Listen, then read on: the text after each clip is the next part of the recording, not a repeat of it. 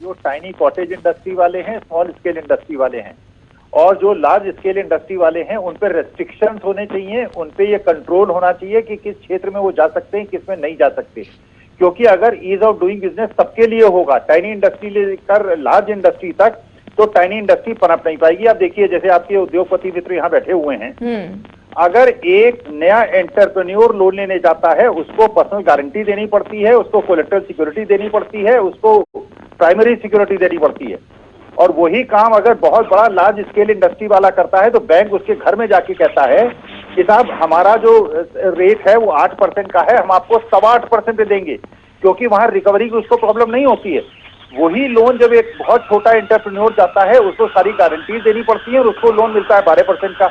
तो आप एक लेवल प्लेइंग फील्ड शुरू से नहीं रखते, क्योंकि large scale industry establish industry है, उसके बाद कोलेटरल सिक्योरिटी देने में कोई परेशानी नहीं है, और फर्स्ट जनरेशन एंटरप्रेन्योर जो है उसको सब तरह की समस्याएं हैं।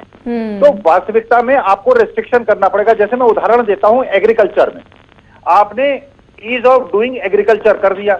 अब ईज ऑफ डूइंग एग्रीकल्चर में क्या हुआ कि गेहूं और चावल का तो बहुत ज्यादा उत्पादन हो गया, सड़ने लगा, और तिलहन और दलहन का इतना कम उत्पादन हुआ कि आपको इंपोर्ट करना पड़ा। तो क्या ईज ऑफ डूइंग बिजनेस होना चाहिए? यहाँ पे ये होना चाहिए, गवर्नमेंट को ये बताना चाहिए, भाई इतनी काश्त आप बोएंगे धान की, इतनी बोएंगे गन्ने की, इतनी बोएंगे गेहूं की, इतनी दाल की और इतनी तिलहन की, जिससे जो मार्केट के अंदर डिमांड सप्लाई गैप है वो दुरुस्त रहे, बहुत ज्यादा इंपोर्ट करने की आवश्यकता न पड़े, पानी का बहुत ज्यादा उपयोग न हो, फर्टिलाइजर का बहुत ज्यादा उपयोग न हो, और देश की पूरी आवश्यकता पूरी।